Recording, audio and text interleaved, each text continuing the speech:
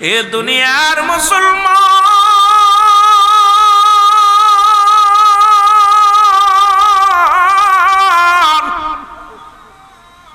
আজকে আমরা পশু কুরবানি করি, নাম করার জন্য কুরবানি করি গো। কোন গ্রামে কতজন কতশো কুরবানি হলো, কতজন কি কুরবানি করে, কোন ধনী কয়শো কুরবানি করে, এটা নিয়ে বড় ব্যস্ত আছি। নিজের ভিতরে একটা ফাটা বিরাজ করে, এটাকে এখন পর্যন্ত আমি তো দূর করতে পারো নাই, এই অহংকার দূর করতে পারো নাই। আমি পিরাইটা আলোচনা করার মধ্যে বলি 5 শ্রেণীর মানুষের দোয়া কবুল হয় না। তার ভিতরে নাম্বার 1 হলো হিংসুটে মানুষ, অহংকারী মানুষ। 2 নাম্বার হলো মুসলমান। শুনে নাও, 1 নাম্বারে যার অন্তরের ভিতরে হিংসা আছে, যার ভিতরে অহংকার আছে, তার দোয়া কবুল হবে না, তার কুরবানি কবুল হবে না, তার যাকাত কবুল হবে না, তার নামাজ কবুল হবে না, তার ইবাদত কবুল হবে না। নাম্বার 2 হলো মুসলমান। শুনে নাও, আল্লাহর সঙ্গে শিরিক করে যে ব্যক্তি শিরিক করে ফেলে আল্লাহর সঙ্গে, এই শিরিকি গুনাহ আমার আল্লাহ তারে মাফ করে না, তার কোনো দোয়া আল্লাহ কবুল করে না। নাম্বার 3 হলো পিতা মাতার নাফরমানি সন্তান। এই পৃথিবীর মধ্যে নাফরমান সন্তানের অভাব নাই, আজকে বাংলাদেশে অসংখ্য নাফরমান সন্তান পাওয়া যায়। নাম্বার 4 হলো মুসলমান এতিমের মাল ভক্ষণকারী। 5 নাম্বার হলো পৃথিবীর মধ্যে সবচেয়ে ওই ব্যক্তি গীবতখোর মানুষগুলো শুধু পর নিন্দার কথার কাছে চাল করে বেড়ায়, এর কাছে ভালো হওয়ার জন্য। 1 নাম মুসলমান, ওই 5 নাম্বার হলো চগলখোর গুলো, এই কথা ওর কাছে বলিয়া ফিতনা ফাসাদ বাঁধায় বেড়ায়। আজকে আমার সমাজে এই শ্রেণী মানুষই বেশি। এই 5 শ্রেণী মানুষ কপাল ছুঁড়ে ফেলেছে, হাঁটু ছুঁড়ে ফেলেছে, হজ করতে করতে 1000 বার হজ করেছে। ও মুসলমান, একটা দোয়া তোর কবুল হয় না, কারণ তোর ভিতরে চরিত্র পরিবর্তন হয় নাই। আগে মানুষ হও, মানুষ হও, মানুষ হও। আল্লাহর দরবারে যদি দোয়া কবুল করাইতে চাও, যদি ইবাদত কবুল করাইতে চাও, ওই পশু রূপ থেকে আগে মানুষ রূপে ফিরে আসো। যদি আল্লাহর দরবারে কবুল করাইতে চাও, ইবাদত বন্দেগীটা জোরে জোরে চিল্লায় বলো, ঠিক কি না? একটু জোরে জোরে চিল্লায় বলা যাবে না আল্লাহু আকবার। একটু মহব্বতের সঙ্গে দুরূদ শরীফ পড়েন, আল্লাহুম্মা। এ ভাই, দুরূদ শরীফ জোরে জোরে। ওয়ালা আলি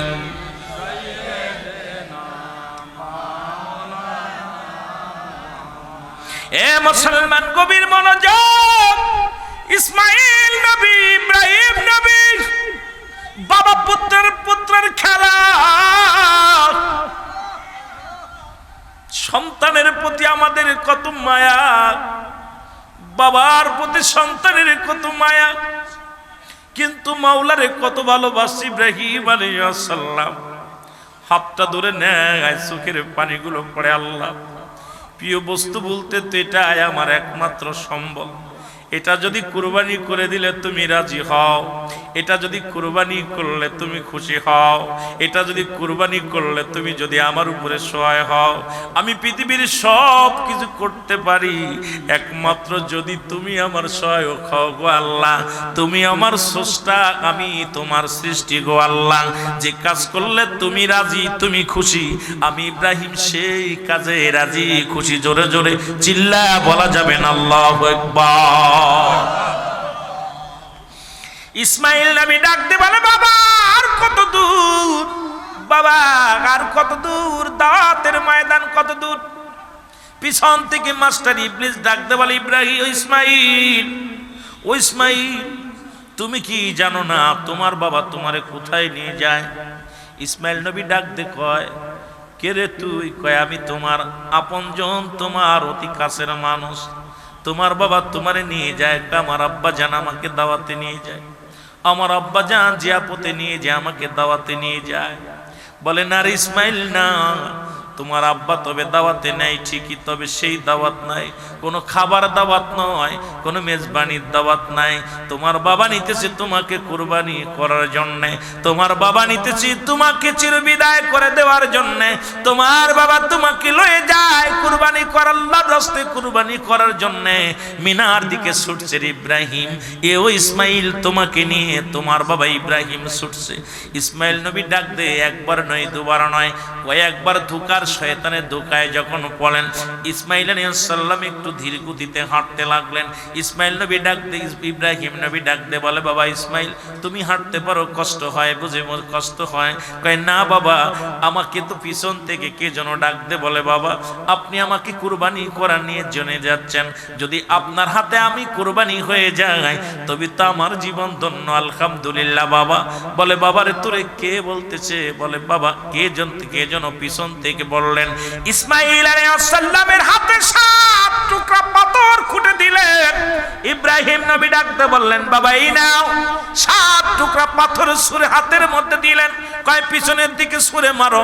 ইসমাইল আলাইহিস সালাম একটা করে, দুইটা করে, তিনটা করে, 7টা পাথর যখন ছুঁড়ে মারলেন, ও মুসলমান, মাস্টার ইবলিস সেখান থেকে পলায়ন করলেন। আজ পর্যন্ত মদিনায় মনোয়ারায় যারা হজ করতে যায়, ওই মিনা প্রান্তরে যাইয়া একটা নয় দুটি নয় 7টা করে পাথর ছুঁড়ে মারে মাস্টার ইবলিসের গায়ে। জোরে জোরে চিল্লায় বলেন ঠিক কিনা? আর একটু জোরে জোরে চিল্লায় বলা যাবে না আল্লাহু আকবার। ছুঁড়ে মারলেন পাথরগুলো, এইভাবে ছুঁড়ে ছুঁড়ে মারলেন। লা হাওলা লা কুওয়াতা ইল্লা আহা। শয়তান পালায়া গেলেন, ইসমাইল আলাইহিস সালাম দূর গতিতে হাঁটলেন। ইব্রাহিম নবী ইসমাইল আলাইহিস সালামের হাতটা ধরে, এ মুসলমান, মিনা প্রান্তরে যখন পৌঁছে গেলেন, ডাক দে বলেন বাবা আমি তোমাকে আনছি আমার মাওলাকে সন্তুষ্ট করার জন্য। বাবা গো আমি তোমার কাছে লুকাইব না, শোনো, আমি প্রথম রাত্রে স্বপ্নে দেখলাম আমি পশু কুরবানি করলাম, আমার আল্লাহ দ্বিতীয় রাত্রে স্বপ্নে দেখাইলেন পশু কুরবানি করলাম, তৃতীয় রাত্রে স্বপ্নে দেখাইলেন আমি পশু কুরবানি করলাম। আমার স্রষ্টা আমার কুরবানি কবুল করে নাই। আমি হিসাব করে মিলায়া দেখলাম, গবেষণা করে মিলায়া দেখলাম, পৃথিবীর মধ্যে একমাত্র প্রিয় বস্তুই হলে তুমি আমার, আমি তোমারও বাবা। কারণ তোমার প্রতি আমার মায়া, তোমার প্রতি আমার মমতা, তোমার প্রতি আমার ভালোবাসা। ও বাবা এই জন্য তোমার মায়ের কাছ থেকে তোমাকে আমি আনছি, তোমাকে এখন কুরবানি করব, আমার মাওলার নামে কুরবানি করব। ইসমাইল আলাইহিস সালাম মিষ্টি একটা হাসি দিয়ে বলেন বাবাজি যদি আমার মাওলা রাজি হয় আমি আপনার কলিজার টুকরা সন্তান হয়ে আমি না বলবো না। যদি আল্লাহর রাস্তায় আমাকে কুরবানি করলে যদি আমার আল্লাহ খুশি হয় আমি দেরি করব না বাবা, আমি জলদি শুয়ে পড়ি, তুমি কুরবানি করো, আমার গলার মধ্যে ছুরি চালায়া দাও, আমার আল্লাহ যেন রাজি খুশি হয়ে যায়। জোরে জোরে চিল্লায়া বলা যাবে না আল্লাহু আকবার, আরো জোরে জোরে চিল্লায়া বলা যাবে না আল্লাহু আকবার। এ আমার ভাইরা, আমার বন্ধুরা, আমার ইসমাইল আলাইহিস সালাম জমিনের মধ্যে শুয়ে পড়লেন। ইব্রাহিম আলাইহিস সালাম ছুরি বাইর করলেন, রশি বাইর করলেন, রশি দিয়ে ইসমাইল আলাইহিস সালামের পা বাঁধলেন, হাত বাঁধলেন, ছুটাছুটি যেন না করতে পারে হাতটা বেঁধে নিলেন। ইসমাইল আলাইহিস সালামের বলে আব্বাজান আপনার কাছে আমার একটা দাবি থাকবে, ছোট্ট একটা দাবি, আমি কুরবানি হয়ে যাব, আমার এই রক্ত মাখা কাপড়টা নিয়ে আমার মায়ের হাতে তুলে দিবে। আমি 10 মাস 10 দিন যে মায়ের গর্ভে ছিলাম, যে মা আমাকে দুধ পান করে মানুষ করেছে গো বাবা, আপনি আমার জন্মদাতা পিতা, জন্ম দুঃখিনী মা, গর্ভে ধারিণী মা, ওই মা সে থাকবে আমার আশা, এই রক্ত মাখা জামাটা নিয়ে আমার মায়ের হাতে তুলে দিবেন। আর আমি যে আল্লাহর রাস্তায় আমাকে কুরবানি করেছেন, আমার মাওলাকে খুশি করার জন্য, মৌলাকে রাজি করার জন্য আমাকে কুরবানি করেছেন। আমার মায়ের কদমে এই নালিশটা পৌঁছায় দিবেন, আমার দুঃখিনী মা যেন কোনোদিন কষ্ট না পায়। আমি আল্লাহর রাস্তায় কুরবানি হয়ে যাচ্ছি বাবা গো, শুধু যাবার বেলা একটা মাত্র দাবি করে যায়, আমার মা যেন আমার জন্য কোনোদিন চোখের পানি না ফেলে, আমার মা যেন এই রক্ত মাখা জামাটা দেখে খুশি হয়ে যায়, আল্লাহর রাস্তায় যেন খুশি হয়ে যায়। এই জন্য আমার রক্ত মাখা জামাখানা আমার দুঃখী মায়ের হাতে পৌঁছায় দিবেন। জোরে জোরে চিল্লায় বলা যাবে আল্লাহ। আমার ভাইরা, আমার বন্ধুরা, আমার গভীর মনোযোগ। ইসমাইল নবী জমিনের মধ্যে শুয়ে আছে, ইব্রাহিম আলাইহিস সালাম ছুরি দিয়া গলার মধ্যে পুশ লাগায় বিসমিল্লাহ আল্লাহু আকবার আল্লাহু আকবার বলে যখন ছুরি চালা দিছে, একটা পশম পর্যন্ত ইসমাইলের গলা দিয়ে কাটে না, ছুরি রাগ করে টানতে ফেলে দেয়, পাথরের উপরে ছুরি পড়ে, পাথর দিয়ে খণ্ডিত হয়ে যায়। ইব্রাহিম আলাইহিস সালাম চিন্তা করে কি আশ্চর্যজনক, এত ধারালো ছুরি পাথরের উপরে পড়ি পাথর পর্যন্ত কেটে যায়, ইসমাইলের গলা কাটে না। কয় বাবা গো, ও বাবা, আমি বুঝতে পেরেছি আমার মুখের দিকে তোমার চোখটা পড়েছে, যখন আমার মুখের দিকে তোমার চোখে চোখ লেগে যায়, ওই মায়ার বাঁধনে পড়ে তুমি আমাকে কুরবানি করতে পারো না। বাবা জান, আমি আপনার কাছে একটা দাবি করে যাই, বাবা গো, আমার চোখ দুটি বেঁধে দাও। আমার মুখের দিকে তাকাইলে, এই আমার মুখের দিকে তাকাইলে তুমি মায়ায় ছুরি চালাইতে পারো না, আমাকে তুমি কুরবানি করতে পারছো না রে বাবা, তোমার চোখটাও বেঁধে নাও, আমার চোখটা বেঁধে দাও। ইসমাইল আলাইহিস সালামের চোখ বাঁধা হলো, ইসমাইল আলাইহিস সালামের চোখ বাঁধা হলো, ইব্রাহিম আলাইহিস সালামের চোখ বাঁধলেন, নিজের চোখটা বেঁধে যখন ছুরি চালায়া দিলেন, বিসমিল্লাহু আকবার বলে যখন ছুরি চালায়া দিলেন, এ মুসলমান সঙ্গে সঙ্গে কুরবানি হয়ে গেলেন। রক্ত ছুটে এসে ইব্রাহিম আলাইহিস সালামের গায়ে লাগলেন। ইব্রাহিম আলাইহিস সালাম অত্যন্ত খুশি হয়ে আল্লাহর দরবারে শুকরিয়া আদায় করে, আল্লাহ তুমি আমার কুরবানি কবুল করেছো, ও আমার পরওয়ারদিগার আলম, আমি তোমার রাস্তায় কলিজার টুকরা সন্তানকে কুরবানি করে আমি খুশি হয়েছি। আল্লাহ তুমি যদি খুশি হও তাহলে আমার কুরবানি, আমার নিয়ত, আমার আশা, আমার মনের বাসনা পুরা হয়েছে। আল্লাহ আমি অত্যন্ত খুশি হব যদি তুমি খুশি হও। জোরে জোরে চিল্লায় বলা যাবে না আমার হাওয়া, আর একটু জোরে জোরে চিল্লায় বলেন আল্লাহু আকবার। এ মুসলমান, গভীর মনোযোগ, গভীর মনোযোগ আমার ভাইরা। এদিকে হাজেরা বিবিকে মাস্টার ইবলিস অনেক ছলনা, অনেক কথা বলতেছে, মাস্টার ইবলিসের ছলনায় মা হাজেরাকে ফেলাতে পারে না।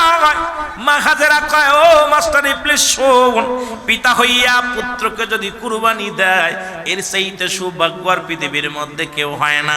ও মুসলমান শুনে নাও, যদি আমার আল্লাহ যদি রাজি হয়, আল্লাহর ইলাহির যদি হুকুম হয়, যদি হুকুম হয়ে থাকে, সন্তান পুত্রের হাত, মুসলমান পিতার হাতে সন্তান কুরবানি হবে, পুত্র কুরবানি হবে, এর চাইতে কি চাওয়ার আছে? আমিও ধন্য, আমার স্বামীও ধন্য, কারণ আল্লাহর রাস্তায় কলিজার টুকরাকে কুরবানি করে দিলাম। তুমি দূর হয়ে যাও, আমাকে তুমি ধোঁকা দিও না, আমাকে তুমি ধোঁকা দিও না। আল্লাহ যদি হুকুম করেন, আমার স্বামী যদি কুরবানি করে, আমি এতে খুশি রাজি। জোরে জোরে চিল্লায় বলা যাবে না সুবহানাল্লাহ, আর একটু জোরে জোরে বলা যাবে না আলহামদুলিল্লাহ।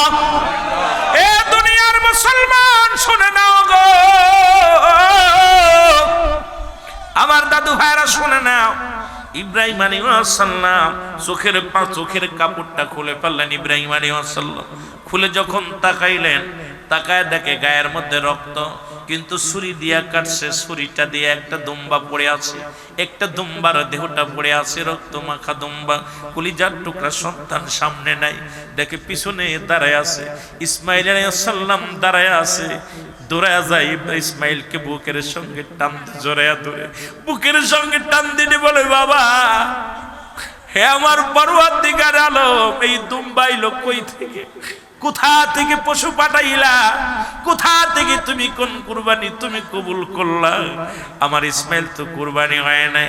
আল্লাহ তাআলা ফেরেশতা জিবরিল আমিনকে দিয়ে জানায় দেয়, যাও যাও। জিবরিল আমিন পৃথিবীর মধ্যে ইব্রাহিম আলাইহিস সালামের কাছে আছে 42 বার, একবার নয় দুবার নয়, 42 বার জিবরিল আমিন এসেছেন ইব্রাহিম আলাইহিস সালামের কাছে। ডাক দিয়ে বলে, নবী ইব্রাহিম আপনি সাকসেস, আপনার কুরবানি কবুল হয়েছে। সুতরাং এই দুম্বাটা আমাকে দিয়ে আমার আল্লাহ জান্নাত থেকে আনাইছে, জান্নাত থেকে এনে পশু কুরবানি করে আপনাকে পরীক্ষা করেছে, আপনি পরীক্ষায় সাকসেস, আপনি পাস করেছেন, 100-এর ভিতরে 100 পেয়েছেন। আল্লাহ তাআলা পিতা পুত্রকে কবুল করেছে। আজ যদি আপনার ইসমাইল কুরবানি হয়ে যেত, পৃথিবীর মধ্যে প্রতিটা সন্তান তার বাবার প্রথম সন্তানকে কুরবানি করা লাগতো। সুতরাং পৃথিবীর মধ্যে মানব জাতিকে আল্লাহ এত ভালোবাসে, কারণ আসমান যেমনি বানাইছে আল্লাহ আপনাকে সেমনি বানাই নাই, জমিনটা আল্লাহ যেমনি বানাইছে আপনাকে এমনি বানাই নাই। এই পৃথিবীর মধ্যে জিন জাতিকে আল্লাহ যেমনি বানাইলো এমনি তোমারে বানাই নাই গো। ফেরেশতাকে আল্লাহ যেমনি বানাইছে আপনাকে তেমনি বানাই নাই।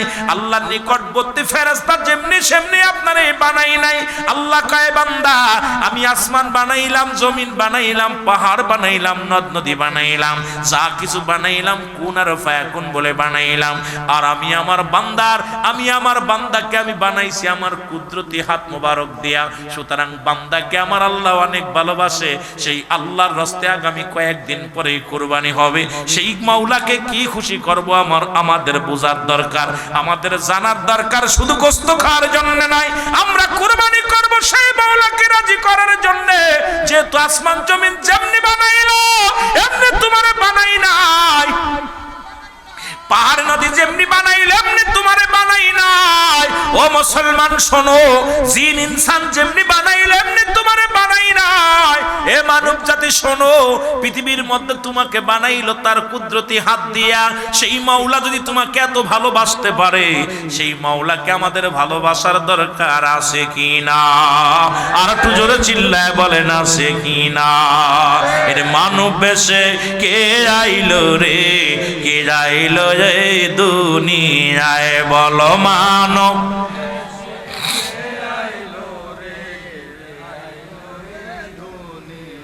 থাকতেন নবী হীরার গুহায়,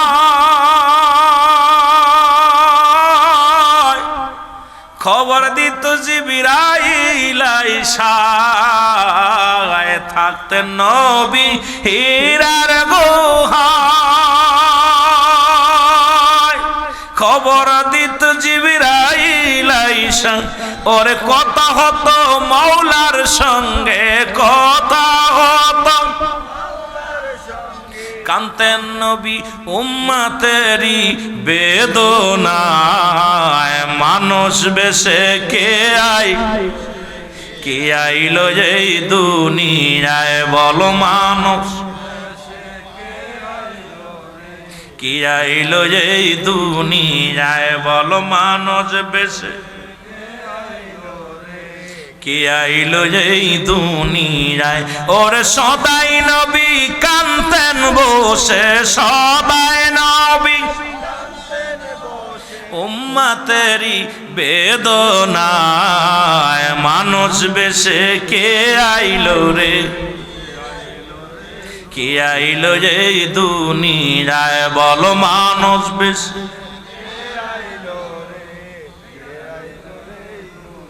এ মুসলমান গভীর মনোযোগ। তাহলে আমরা কুরবানি করব কার জন্য? আরো জোরে বলেন কার জন্য? কোন বান্দাকে খুশি করার জন্য নয়, কোন বান্দিকে খুশি করার জন্য নয়। খুশি করব কাকে? আরো জোরে বলেন কাকে? আমার জান, আমার মাল, আমার কুরবানি, আমার জীবন, আমার মরণ সব কিছু কার? আরো জোরে বলেন কার? এই কুরবানি বলতেছিলাম নিসাব পরিমাণ মালের। এখন মুসলমান শোনো, এখন বড় লোকরা কুরবানি করিয়া এখন মাসালা দিছে গুড়াইয়া দিছে কয়েক, দেখুন বড় বড় ফ্রিজ কিনা ঢুকায় রাখবে, ফ্রিজের দাম বেড়ে গেছে, জোরে বলেন ঠিক কিনা? বাজারে এখন গত মাসেও যে ফ্রিজ কিনা গেছে 1000 টাকা কমে এখন 1500 টাকা বেশি। কারণ কি? বড় লোকদের জ্বালায় কিনা সম্ভব নয়। মুসলমান শোনো, ওই কুরবানির গোশত বন্টন করো, 3 মুসলমান 3 করে। এ মুসলমান, 1 ভাগ তোমার জন্য, 1 ভাগ গরিব মিসকিনের জন্য, আর একটা ভাগ হলো তোমার মুসলমান সোনাত্মীয় স্বজনের জন্য। এখন তোমার ভাগটা তুমি খাও। পৃথিবীর মধ্যে 3 দিন পর্যন্ত কুরবানির গোশতটা খাওয়া হলো উত্তম সুন্নাত। মুসলমান শোনো, তবে তুমি তোমার ভাগের গোশতটা যদি খাও কোনো দোষের কারণ নয়, তবে তুমি গরিবের হক নষ্ট করো না, আত্মীয় স্বজনের হক নষ্ট করো না, এগুলো পালন করবা। জোরে জোরে চিল্লায় বলেন মারহাবা।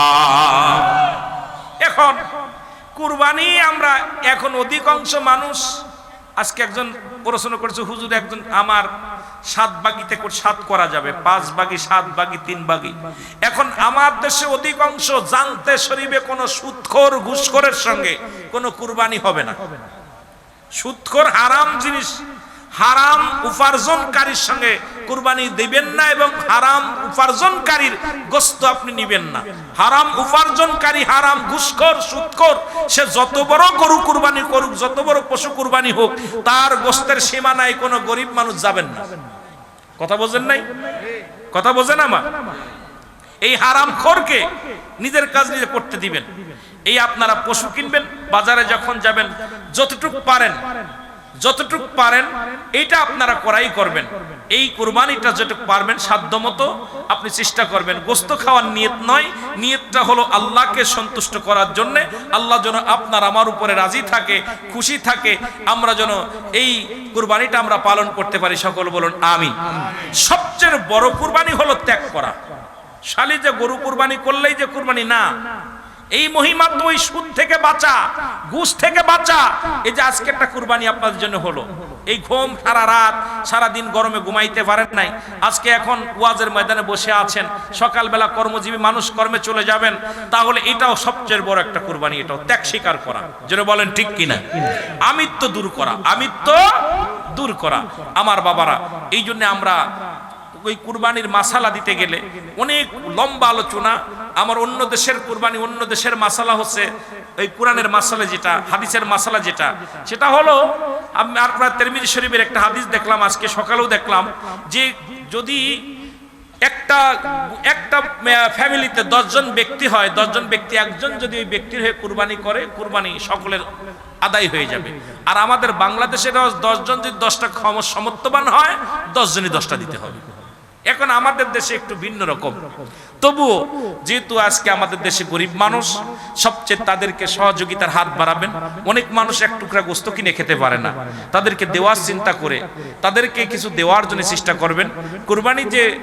কুরবানি যারা করবেন, এখন এত লম্বা আলোচনা শর্ট করা যায় না, তবুও যেহেতু আমার আলোচনা ঘুরাইতে হবে, আমি যারা আপনারা শ্রম দিবেন আপনাদের কুরবানির গোশত পশুতে, তাদেরকে কুরবানির গোশত, তাদের এর বিনিময়ে কুরবানির গোশত আপনারা দিতে পারবেন না। তাদের পারিশ্রমিক ওই চামড়া দিবেন, পারিশ্রমিক গোশত দিবেন, পারিশ্রমিক আপনার ওই দিবেন, ওই যে অনেকেই বুড়ি দেয়, এগুলো দেওয়া যাবে না। কথা বোঝেননি? এগুলো দেওয়া যাবে না, কুরবানির কোনো অংশ তাদের দেওয়া যাবে না।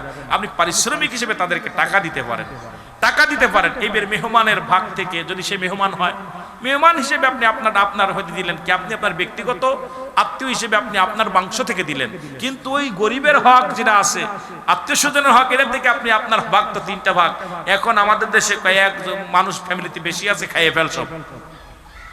ওই কুরবানির যে একই নিয়ম, আকিকার একই নিয়ম, কিন্তু এখানে আকিকারও নিয়ম চলবে। কুরবানির ভিতরে অনেকে এই মাসালাটা অনেক সময় ধরতেছে যে হুজুর কুরবানি করলে ভিতরে আকিকার অংশ দেওয়া যায় কিনা।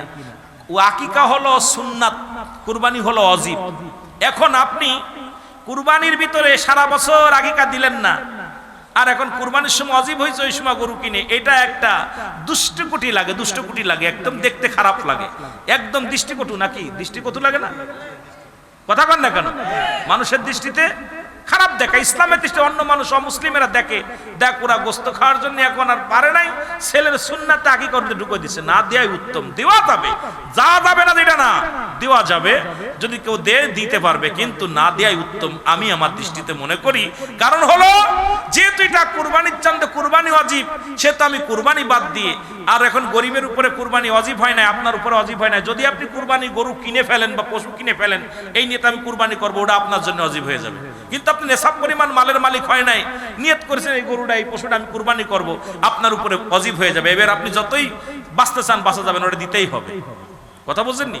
এখন এইটা নিয়ে অনেক মাসালা আছে, এইটা মাসালা দিতে গেলে আজকে রাত আমার শেষ হয়ে যাবে। আমি শুধু বাঁচার জন্য আর কুরবানির সামনে এই জন্য দুই চারটে কথা, গরমের দিনে শীতের ওয়াজ করা ঠিক না, শীতের দিনে গরমের ওয়াজ ঠিক না, তবুও আমি শুধু আপনাদের বাঁচার জন্যে কয়েকটা বিষয়ের উপরে, যে কুরবানি ওই ইসমাইল আলাইহিস সালামকে কুরবানি করেছিল শুধু আল্লাহকে সন্তুষ্ট করার জন্য, চালাই দিয়েছিল ছুরি, যদি কেটে যেত তাহলে কি হতো? আর আজকে আমরা ছেলেরা এত অন্যায় করে নামাজের জন্য, শীতের দিনে ঘুম থেকে উঠাই না, ছেলে গাজামত খায়, আমরা তাদেরকে বারণ করি না। আজকে মাহফিলে কিন্তু আনি না, আপনাদের ছেলেগুলো আছে না, নাতিগুলো আছে না, নিয়ে আসে নাতে করে শুনে আসি, আনেন নাই, নিজে তো আসেনি নাই, এরপরে সন্তান আদৌ আনেন নাই।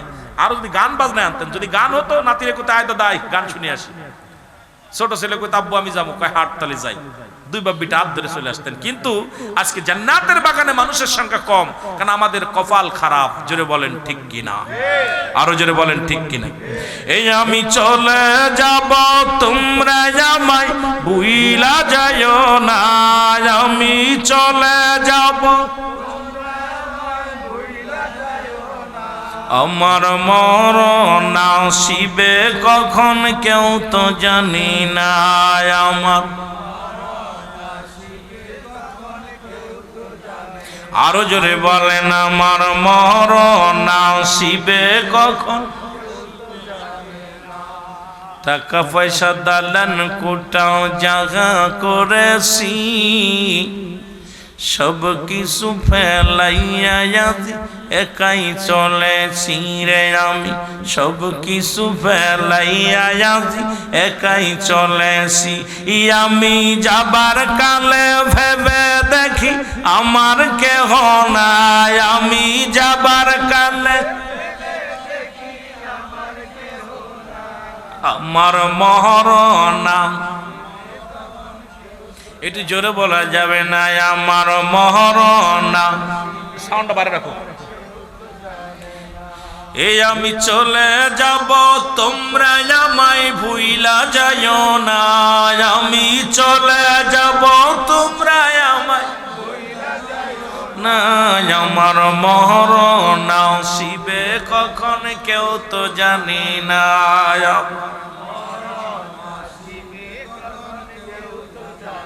এই পৃথিবী চিরদিনই থাকার জায়গা নয়, অন্ধকার কবর যে তোমার আসল ঠিকানা রে মানুষ, অন্ধকার কবর যে তোমার, ঠিক কিনা? আরো জোরে বলেন ঠিক কিনা? কুল্লু নাফসিন আলা ইন্না উলাল্লাহি লা ইয়ামুত, জোরে বলা যাবে না মারহাবা। এ দুনিয়ার মুসলমান গভীর মনোযোগ, জীবন নয় এমন একটা জীবন আসবে যে দেশে গেলে মানুষের বিচার হয়, যে দেশে গেলে মানুষের হিসাব হয়, যে দেশে গেলে মানুষ আর কোনোদিন ফিরে আসে না। এই পৃথিবীর মধ্যে আসার একটা সিরিয়াল আছে, যার কোনো সিরিয়াল নাই। দেখা যায় পৃথিবীর মধ্যে সন্তান আছে বেঁচে, বাবা নাই। সন্তানের লাশ বাবার কাঁধে, বাবা আল্লাহ সন্তানের কাঁধে। এই পৃথিবীর মধ্যে যে সন্তানের লাশ নিচে কাঁধে, সেই জানে লাশটা কত ভারী। এখানে যারা আপন জনের লাশ যারা কাঁধে তুলেছে, এরা জানে আপন জনের লাশটা কত ভারী, আদরের বাবার লাশটা কত ভারী, আদরের মা লাশটা কত ভারী। দেখা যায় দাদা জিন্দা নাতি নাই, নাতি জিন্দা দাদা নাই। মুসলমান পৃথিবীর মধ্যে আসার একটা সিরিয়াল আছে, যার কোনো সিরিয়াল নাই। মানুষের দুইটা সময় মৃত্যু হয়, নাম্বার 1 হলো মানুষের মৃত্যু হয় দিনের বেলা, না হয় রাতের বেলা। ও মুসলমান, দিন শুরু করলাম, মৃত্যুবরণ করো নাই। রাত শুরু করো, 12টা বাজতে চললো, এখনো তুমি মৃত্যুবরণ করো নাই। ফজরের রক্ত পর্যন্ত তুমি পরবাসে থাকবা, কেউ বলতে পারি না। এই জন্য শুরু থেকে বললাম, তোমার পরবর্তী সময়ে তোমার জন্য কি নিয়ামত বয়ে আনতেছে তুমি নিজেই জানো না।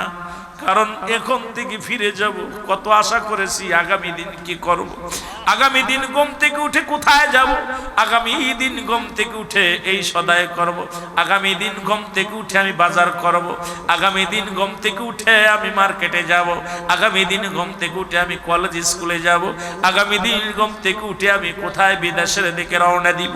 আমার আল্লাহ আগামী দিন হতে দেয় না, কারণ আপনার রাতের অন্ধকারে আজরাইল চলে আসছে, আপনি দুনিয়া থেকে বিদায় হয়ে গেছেন। জোরে জোরে চিল্লায় বলেন ঠিক কিনা।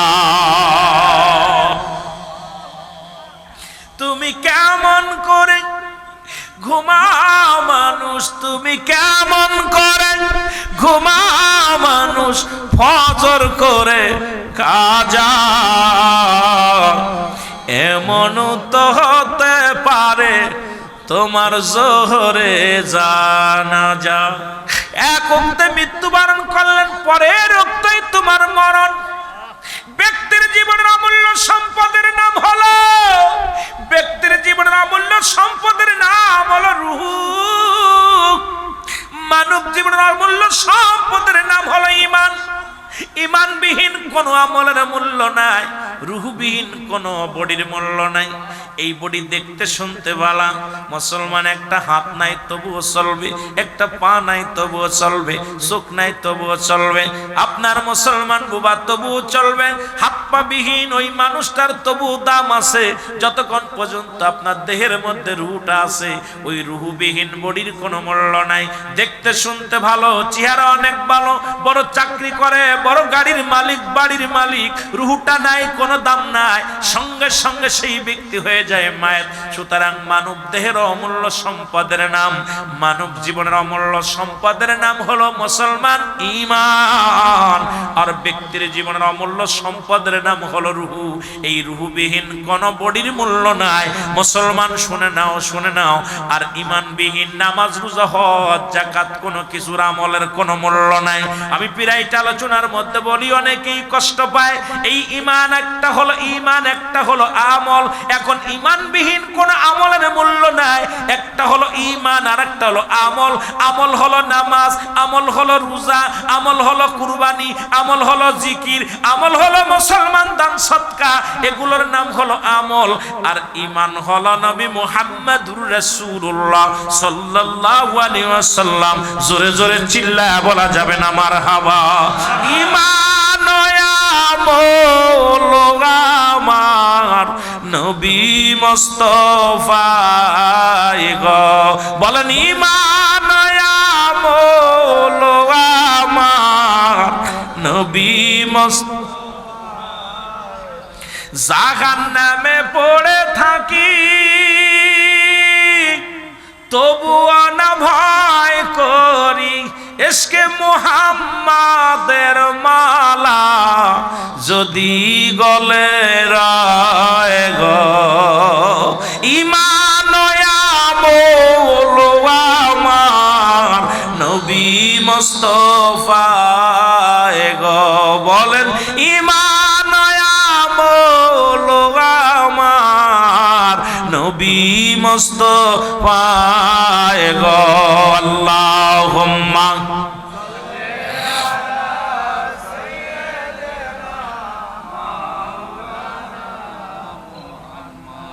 ওয়ালা আলি সাইয়্যিদিনা। এ ভাইরা আমার, বন্ধুরা আমার, গভীর মনোযোগ। মানুষের তিনটা বিপদ। নাম্বার 1 হলো মানুষের মরণ, নাম্বার 2 হলো কবর, নাম্বার 3 হলো কিয়ামতের ময়দান।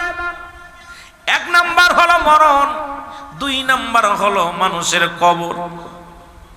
আজকে দেখলাম এই কোথায় আপনাদের নারায়ণগঞ্জের সিদ্ধিরগঞ্জ নামে একটা থানা আছে না, ওই থানার ভিতরে একটা গোরস্থান থেকে একটা মরা মানুষ 21 দিন পরে শুধু গুংড়ানি আওয়াজ, এরম গুংড়ানি আওয়াজ। ওই গোরস্থানে আছে বাঁশের জাত, সিদ্ধিরগঞ্জে মুসলমান শুনে নাও। আজকে দেখে বড় আশ্চর্য হয়ে গেলাম, একটা মানুষ আজকে গতকালকে মারা গেছে, এই মানুষটার জানাজা হবে, কবর হবে, কবর খুঁড়তে গেছে, বাঁশ কাটতে যাইয়া 21 দিন আগে যে কবরটায় মারা গেছে পাশেই কবর খুঁজতে যায়, শুধু আওয়াজ, এত ভয়ঙ্কর আওয়াজ আসতেছে, এত ভয়ঙ্কর। ওই যারা কবর খুঁড়তে গেছে এরা ভয়ে দুপুর বেলা তারা পালায়, ভয়ে চলে আসছে। এসে মসজিদের ইমাম সাহেবকে বলছি, ইমাম সাহেব হুজুর, আমরা গোরস্থানে ঢুকেছিলাম, কিন্তু 21-22 দিন আগে যে গত এই 20-21 দিন আগে যাকে কবরে রাখা হলো, ওই কবরের পাশে যাইয়া মুসলমান শুনে নাও, ওই কবরের মধ্যে গিয়েছিলাম, কবরের পাশে শুধু ওখান থেকে আওয়াজ আসতেছে, এমন ভয়ঙ্কর আওয়াজ আমরা আগে কোনোদিন শুনি না। ইমাম সাহেব হুজুর বলেন, দেখেন মনে হয় লাশটা মনে হয় খাবার জন্য কোনো কুকুর, হয়তো শিয়াল ঢুকছে, ওই দূর থেকে মনে হয় ছিদ্রা করে একটু খেয়াল করেন যায়। ইমাম সাহেব লোকজন নিয়ে গেলেন মুসলমানের সিদ্ধিরগঞ্জের জমিনে। ইমাম সাহেব হুজুর উনি গেলেন, খোঁজ নিয়ে গেলেন যে দেখে আসি, যা দেখে কোনো কবর করে নাই, কিন্তু ওখানে দাঁড়ানো পর কোনটা গুংরানো আওয়াজ, অনেক গুংরানো আওয়াজ, খালি গুংরাইতেছে, জোরে জোরে আওয়াজ আসতেছে। ইমাম সাহেব সবাইকে নিয়ে দোয়া করলেন, পাক কালাম ফাতিহা শরীফ পড়ে সবাইকে নিয়ে ইমাম সাহেব প্রায় 10 মিনিট মোনাজাতে অংশগ্রহণ করলেন। মোনাজাতের পরে ওই কবরে আর আওয়াজ আসে নাই, আওয়াজ আসে নাই। মুসলমান শোনো, এরপরে ওই যে মহিলাটা মারা গেছে, এই মহিলাটার ছেলে আছে একটা, ওই ছেলেটা আছে, ছেলেটা বলল উনি সুদে কারবার করতেন মেয়েটা, এবং দুশ্চরিত্র মানুষ ছিল, ভালো চরিত্র ভালো ছিল না, স্বামীর সঙ্গে অনেক আগে সারাসারি হয়ে গেছে। ওই ছেলেকে নিয়ে এলাকার মধ্যে সুদে কারবার করত, ওই সুদের কিছু টাকা লাভ্যাংশ আসতো, এটা দিয়ে সংসার চালাতো। ছেলেটা এখন ব্র্যাক কোম্পানির চাকরি করে। ছেলে বলতেছে আমি আর চাকরি করব না, আমি আর কোথাও যাব না, আমার দুঃখিনী মা আমাকে মানুষ করার জন্য হারাম পথে উপার্জন করত। আজকে আমার মায়ের কবরে আমরা আপনারা সবাই শুনেছি, মায়ের কবরে গর্জন, যখন মুসল্লি ইকরাম সবাই দোয়া করেছে, আমার মায়ের কবরটা একটু আসান পেয়েছে, হয়তো আযাবের ফেরেশতা কবর থেকে চলে গেছে। আমার মুসলমান বাবারা, 2 নম্বর বিপদ হলো মানুষের কবর। এরপর আর বিস্তারিত লেখাও নাই, দেখতেও পারি নাই, সুতরাং বেশি দূরের ঘটনা না, আপনাদের এলাকার ঘটনা। এই জন্য সদা সর্বদাই কবরের পাশে যাবেন, কারণ মানুষ মৃত্যুর পরে 7টা হক থাকে প্রতিটা সন্তানের। তার মধ্যে 1 নম্বর হলো মা বাবার জন্য সবরেসানি করা, 2 নম্বর তাদের জন্য মাগফিরাত কামনা করা, ওই 7 নম্বরে যায় সদা সর্বদাই বেশি বেশি করে মা বাবার কবরটা যায় জিয়ারত করা। আজকে আমরা যারা শুয়ে আছি আমাদের আপনজন কবরে অনেকেই মাসে একবার যাই না, বছরে একবার যাই না। আব্বা মার মতো আমরাও যেদিন বিদায় হয়ে যাব, আমাদের সন্তানেরাও কবরের পাশে যাবে না। আমরা বেশি বেশি জিয়ারত করতে চাই কি চাই না? আর একটু জোরে জোরে বলেন, চাই কি চাই না? আমার ভাইরা, আমার বন্ধুরা, আমার বলতেছিলাম মানুষের 3টা বিপদ। নাম্বার 1 হলো মানুষের মরণ। আল্লামা মুফতি আমজাদ আলী সাহেব একটা কিতাব লেখেন, কিতাবের নাম্বার শরিয়াত। এই কিতাবের মধ্যে উনি লিখতে যা বললেন, দুনিয়ার মানুষ শোনো গো, মানুষ যখন মৃত্যুবরণ করেন 70টা তাজা উটের গায়ের চামড়া জবাই না করিয়া উল্টো দিকে টান দিয়া লবণ আর মরিচ লাগা দিলে যতটুক যন্ত্রণা হয়,